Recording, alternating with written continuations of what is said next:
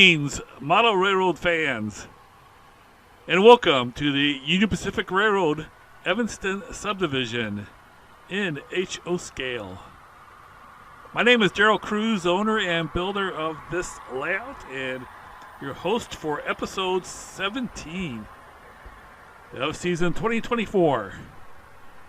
And we do have more scenery material down. And of course, trains running on the new scenery. I am working on the upper level here. This is area or the trackage just east of the Aspen control point. And you can see I got some scenery down and some backdrops and everything. Make sure you subscribe and like this video. Hit the bell for notifications and so on. So yeah, I did a lot of scenery here. This is between Aspen control point and Granger control point. And I did first of all paint the tracks. I did that last week, I believe. And so to get started with the scenery, the first thing of course is to put masking tape down, which you can see that I've done. Took a whole roll of masking tape, and as you can see, I also started the scenery here. Here's all the different scenery materials. I use Woodland Scenics, ground foam, fine turf, coarse turf, and underbrush mainly. But there's also some additional ones that I use, but basically just kind of looking for the Wyoming landscape here, since we are east of Evanston, past the Aspen tunnels, past the Aspen control point, and now we're looking to do something a little bit more like the Wyoming countryside. And as you can see, I kind of do it in layers, kind of going through this quickly. Do the yellow grass first, and then on top of that I put the green grass, and then some coarse turf. I kind of go yellow grass and then green, fine turf, and then back with yellow, and then back to the green. Kind of going through this fast.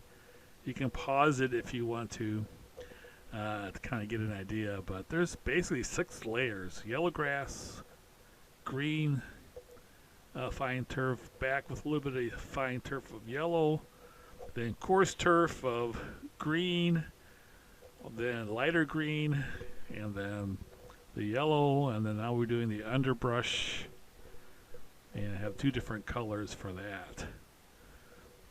So it actually is probably more than 6 different layers.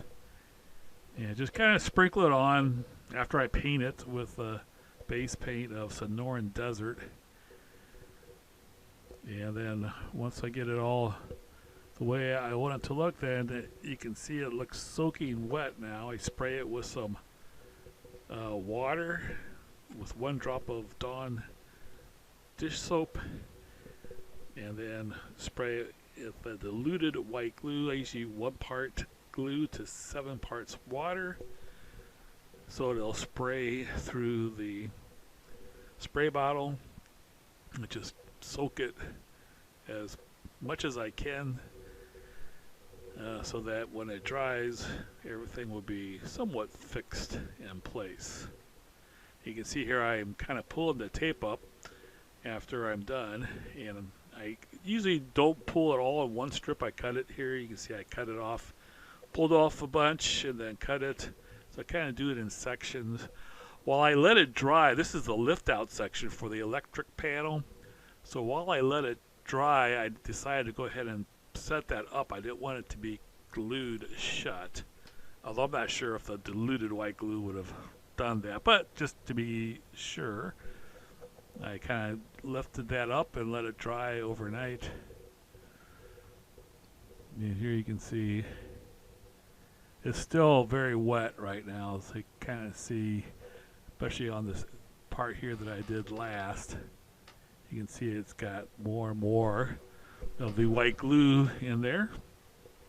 Try to make this so that it would make a transition from a little bit more green mountainous area by the Aspen tunnels to now the more arid Wyoming countryside.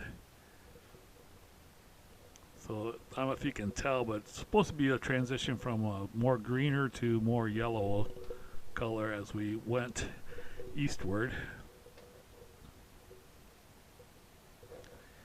And I did put the lift out section back in. It's almost impossible to see the separation. It's there, as you can see. So I can't lift it out, and of course the tracks are not connected.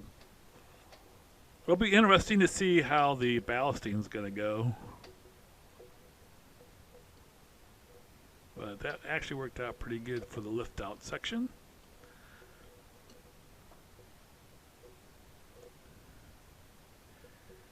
And then I went ahead, after letting it dry overnight, I did start putting up some backdrops again. I continued with mountains that were by the Aspen tunnels.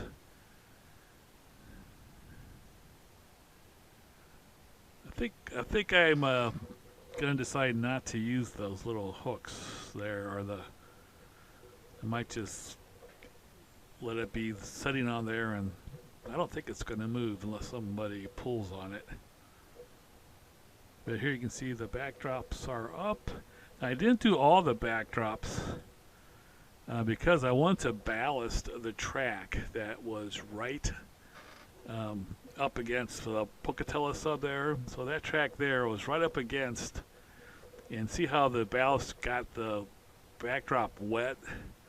So I wanted to wait and make sure I got the ballast in before I start spraying, because I didn't want to spray on the paper. This backdrop is right up against the track. I did have some problems with the joints of the backdrops, so I had to put in a little of a correction here. It didn't really line up, so you really can't see it unless it's pointed out, but I put a little bit of sky in there to kind of even it out so that the backdrops would match as we went from one to the other.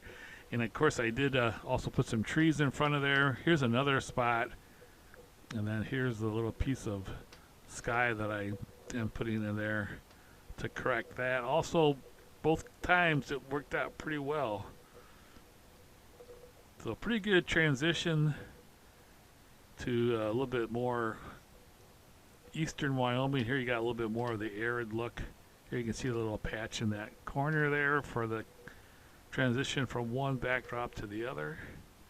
I did put some trees there because the color of the mountains in the background was a little bit different, so I wanted to take care of that.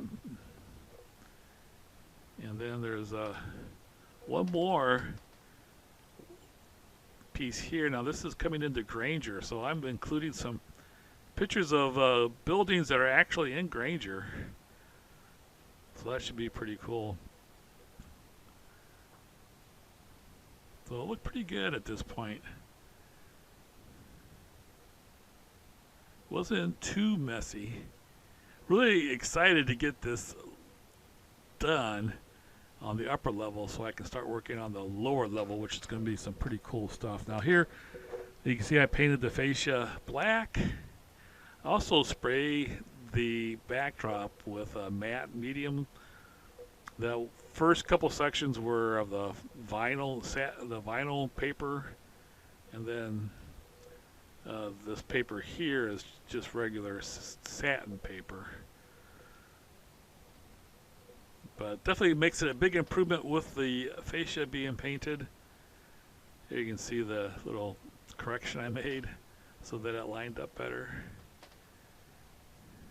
That's the Pocatello sub there, and you notice I do have it all ballasted because I wanted to get that done before I put the backdrops up.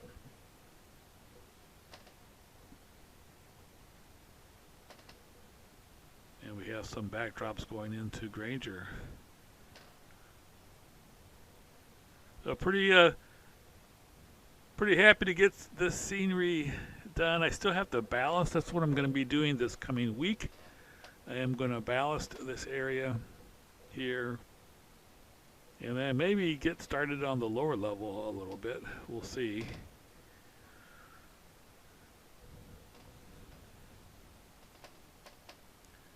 will definitely be a big improvement once it's ballasted, and definitely going to be cool when I get the Taggart tunnels put in along with Devil's Slide. Definitely something to look forward to. And now, of course, we have some trains running through. They're just a simple manifest local train pulling some Trona hoppers across Wyoming.